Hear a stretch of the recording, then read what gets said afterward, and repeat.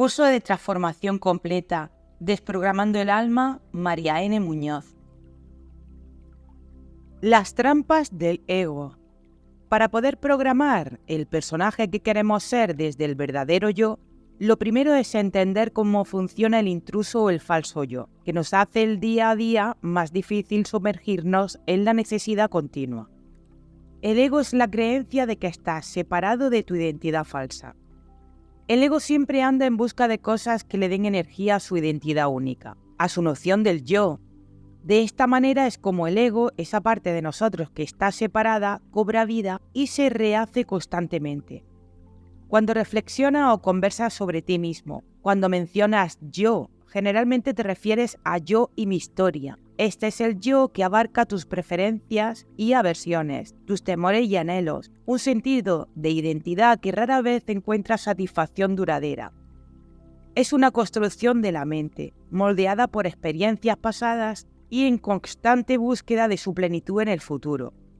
Este yo, construido por la mente, experimenta una sensación de insuficiencia y vulnerabilidad. Es por eso que el miedo y el deseo son las emociones predominantes y las fuerzas impulsoras y principales.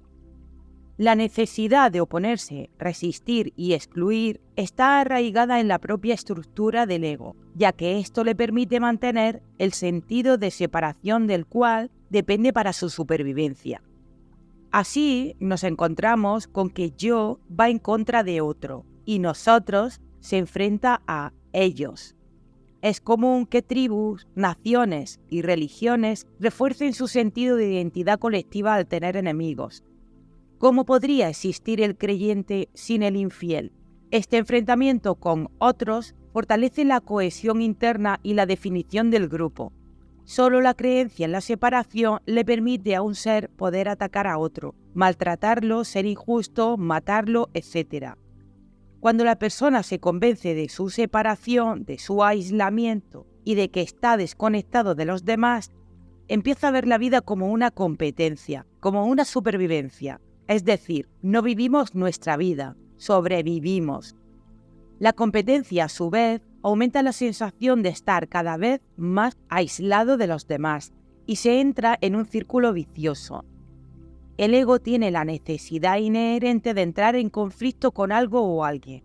Esto explica por qué buscamos la paz, la alegría y el amor, pero a menudo no podemos tolerarlos durante periodos prolongados. Aunque afirmamos desear la felicidad, parece que nos volvemos adictos a nuestra propia infelicidad. En última instancia, la infelicidad no proviene de las circunstancias de nuestra vida, sino del condicionamiento de nuestra mente. El ego siempre busca culpables. La culpa es el agente secreto del ego. La responsabilidad de lo que experimento recae en otros, en las circunstancias, en la cultura, los políticos, mis padres, mi jefe, mi pareja, mi familia, el euro, etc. Esta es una de las trampas fundamentales del ego, mediante la cual perpetúa su sensación de separación al buscar constantemente culpables, evitando así asumir la única responsabilidad real de nuestras vivencias. Al dejar de echarle la culpa a lo que se encuentra afuera, existe una marcada tendencia a albergarla dentro. No hay diferencia entre lo que se encuentra dentro y lo que se encuentra afuera. Culparse uno a sí mismo es identificarse con el ego, y es una de sus defensas principales. No puedes culparte a ti mismo porque eso duele, y es soltar el control y dar la razón. Para el ego es más fácil ponerse en postura de víctima para hacerte creer que lo externo es la causa de los males. Los hábitos mentales favoritos del ego, esos que lo alimentan, son la queja. Mucha gente pasa gran parte de su tiempo emocional y mental quejándose o reaccionando ante eso o aquello. Esto les lleva a pensar que los demás o la situación están equivocados, mientras que ellos siempre tienen la razón. Sentirse en lo correcto les da una sensación de superioridad y refuerza su imagen de sí mismos, pero en realidad solo están alimentando la ilusión del ego. No hay nada que el ego defienda con más fuerza que su necesidad de tener razón. Incluso si eso significa perder la paz, la compañía, la amistad o incluso el amor como precio por esa supuesta victoria. ¿Qué prefieres, tener la razón o estar en paz? Quejarse implica buscar culpas y defectos en los demás, expresando comentarios negativos, ya sea de forma hablada o pensada. Es importante prestar atención a las quejas que carecen de un propósito de mejora. Ese tipo de queja que no conduce a un cambio positivo en una situación o en una persona. Por ejemplo, quejarse del tráfico, del clima, de tener que esperar en una fila o al teléfono. También incluye quejas sobre las acciones o palabras de alguien o la falta de ellas, quejas sobre la pareja, el trabajo, la economía, la salud y ciertos grupos de personas. Observa esa voz que articula la queja en tu mente. Reconoce que solo está tratando de tener razón, de sentirse superior o de distanciarse del resto. Cada vez que identifiques esa voz quejándote, pregúntate si puedes aceptarla por lo que realmente es. Es un patrón antiguo en tu mente. La voz del ego no representa quién eres en realidad. La necesidad de ser especial es el deseo secreto del ego. El ego insiste en ser tratado de manera especial, y de ahí surgen todos los problemas de reconocimiento como cliente distinguido, cliente de oro, soy VIP, tarjeta platino, miembro del club tal, entre otros. Aquellos que trabajan en la industria publicitaria comprenden bien que para vender cosas que las personas realmente no necesitan, deben convencerlas de que esos productos contribuirán en alguna manera a la forma en que se ven a sí mismas o cómo son percibidas por los demás, es decir, que agregarán a su sentido de identidad. Lo hacen, por ejemplo, afirmando que podremos sobresalir entre la multitud utilizando el producto en cuestión y, por ende, que estaremos más completos. Si estuvieran al alcance de todo el mundo, perderían su valor psicológico y nos quedaríamos solamente con su valor material, el cual seguramente equivale a una fracción del precio pagado. Estas distinciones le encanta al ego. El falso éxito crea adicción. Si en tu trato con otras personas puedes detectar ligeros sentimientos de superioridad o inferioridad hacia ellas, estás viendo el ego, que vive de la comparación. La envidia es un derivado del ego, que se siente disminuido cuando a otra persona le pasa algo bueno, o cuando alguien tiene más, sabe más o puede hacer más que tú. Es una admiración oculta. La identidad del ego depende de la comparación y siempre quiere más. Se agarra a cualquier cosa. Si todo lo demás fracasa, puedes fortalecer tu falso sentido del yo, sintiéndote más maltratado por la vida o más enfermo que otras personas. Casi todos los personajes, nuestra identidad falsa, contienen algún elemento de lo que podríamos llamar identidad de víctima. La imagen de víctimas que algunas personas tienen de sí mismas es tan fuerte que se convierte en el núcleo central de su ego. El resentimiento y los agravios forman parte esencial de su sentido del yo. Se han construido una identidad de víctima que se parece mucho a una prisión cuyos barrotes están hechos de formas mentales. Cuando no recibimos un trato especial, el ego se ofende muy fácil y rápidamente.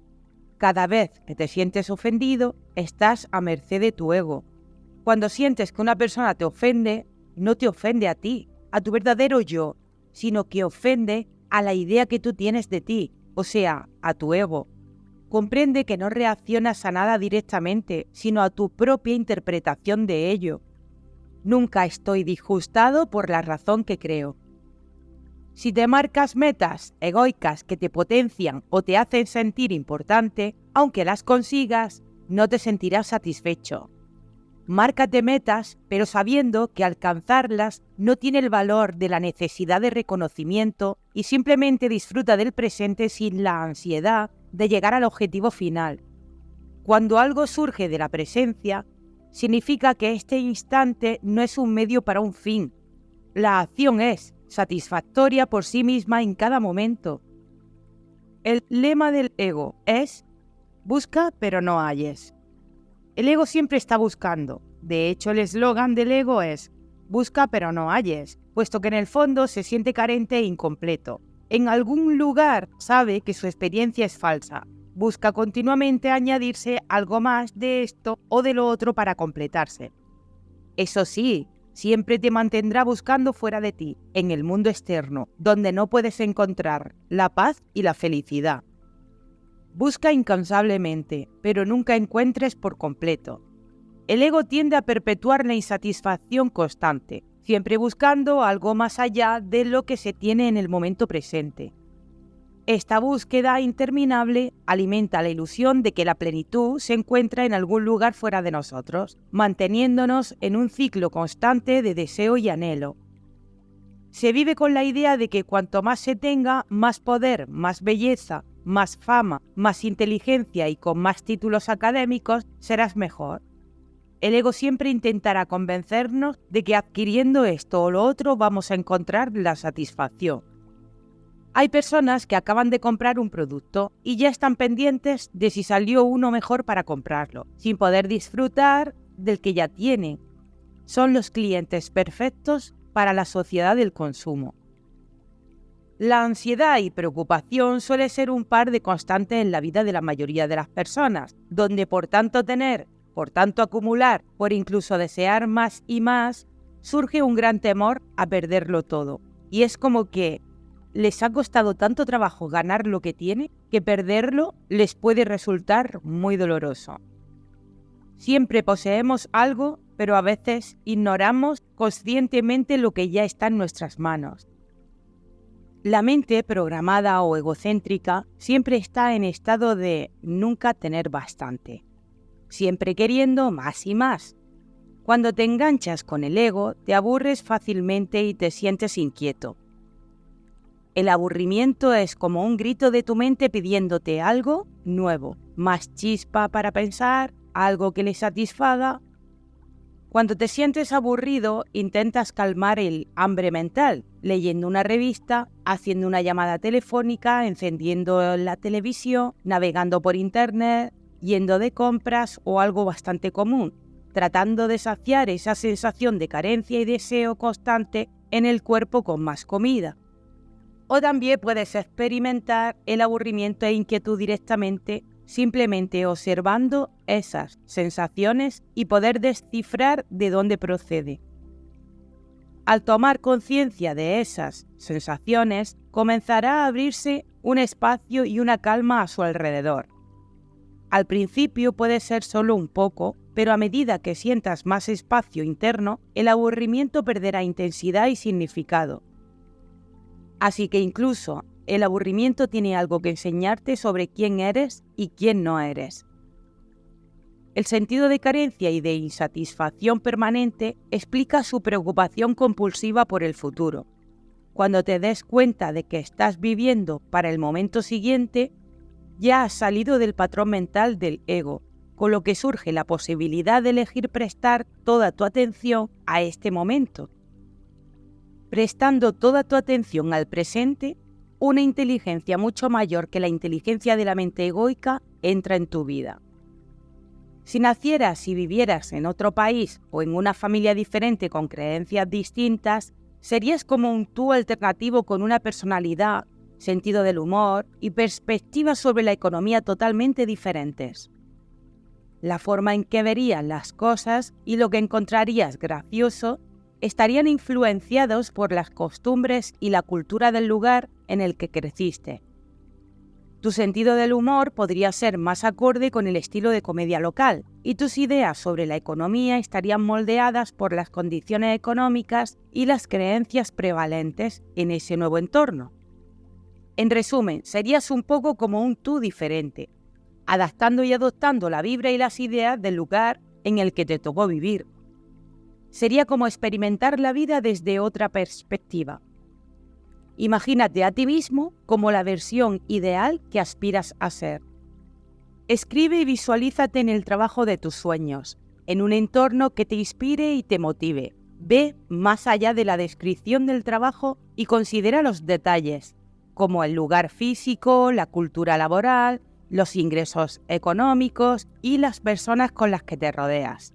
Escribe sobre la personalidad que te gustaría adoptar. ¿Quieres ser extrovertido, carismático, alegre, confiado, seguro, paciente, equilibrado u otras cualidades que te guste?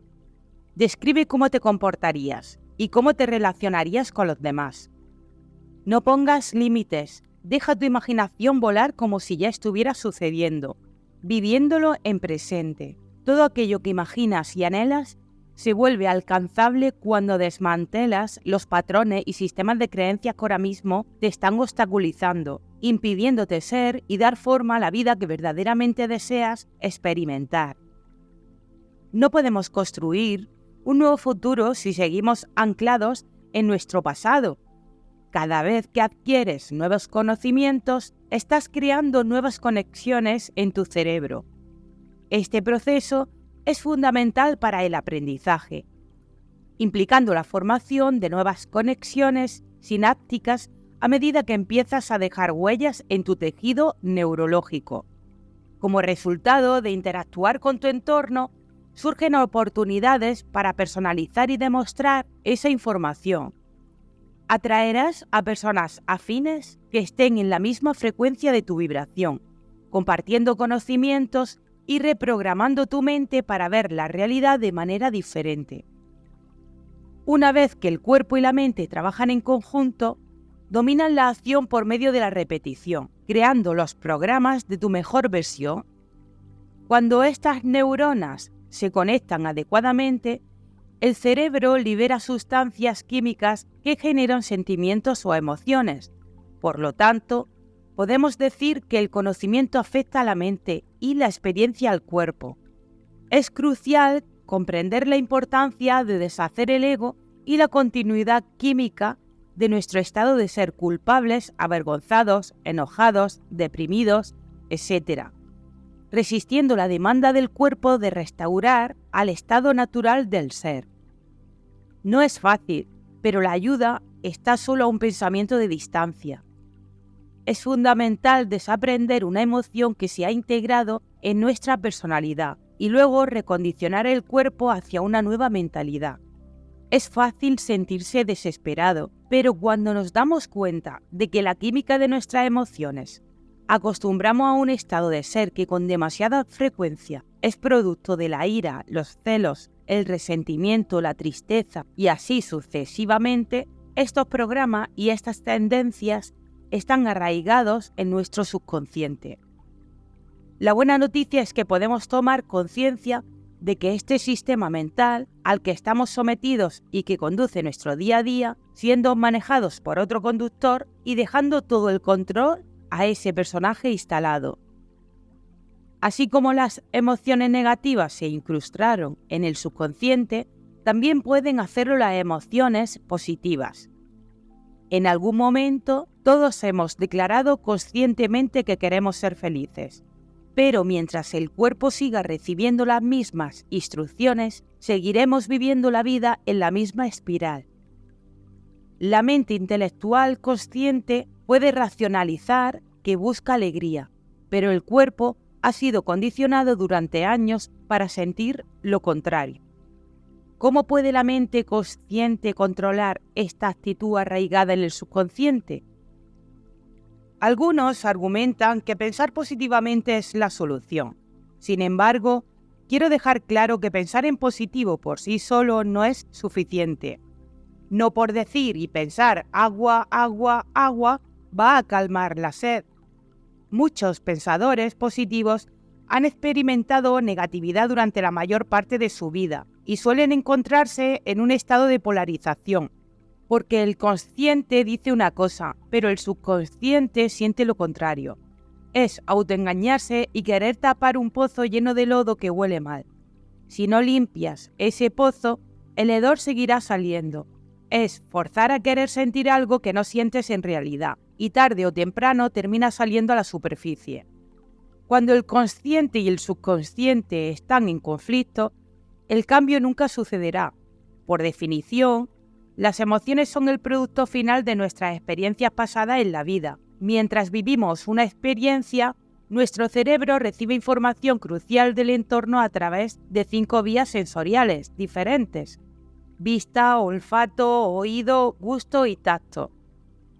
A medida que estos datos sensoriales acumulativos llegan al cerebro y se procesan, La información y las redes de neuronas se organizan en patrones específicos que reflejan el evento externo que están experimentando.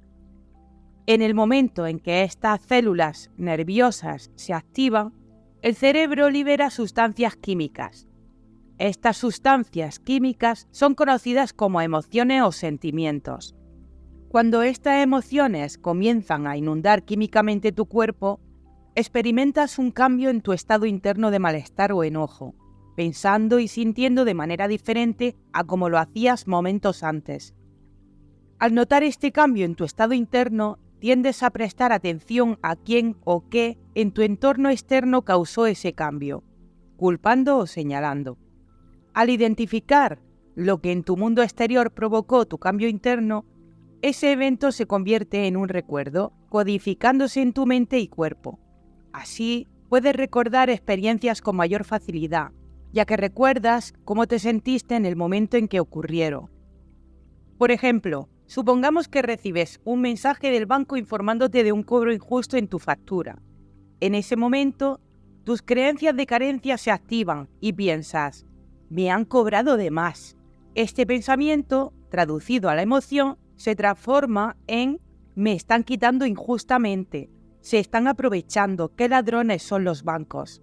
A continuación se activa una serie de programas de abuso, pérdida, frustración, impotencia y miedo a la falta. Lo que no somos conscientes es que, a través de lo que hemos visto, simplemente estamos recreando lo que hay en el subconsciente. Hoy verás la factura del banco, pero mañana volverás a ver otra situación diferente con otros personajes que replicarán el mismo programa de abuso, pérdida, frustración, impotencia y miedo. Cuando eres consciente y tomas el control de que lo que ves es simplemente información que te dice lo que hay en ti, puedes llegar a desprogramar ese programa que se instaló con experiencias vividas en tu pasado, pero tienes que tener una creencia firme de que quieres soltarlo y deshacerlo, porque una vez que lo desinstalas, programando tus nuevas creencias de malestar en bienestar, dejan de presentarse en esas situaciones que te producían esa emoción. En el mismo ejemplo de la factura del banco, para reconocer el mensaje sería así. Ves la factura del banco y de inmediato experimentas un cambio en tu estado interno, como malestar o enojo. En ese momento detente y piensa, ¿qué mensaje quiere decirme esto que estoy viendo? Luego, haz introspección, conecta con tu interior y nombra las emociones que estás sintiendo. Escríbelas si es necesario para analizarlas y poder profundizar hasta llegar a la raíz del problema. Esto que veo me hace sentir abusado, como si se estuvieran aprovechando de mí, etc. Anota todo lo que estés sintiendo. Al dar este primer paso, estás soltando el control del ego y la postura de victimismo de pobre de mí, me han robado.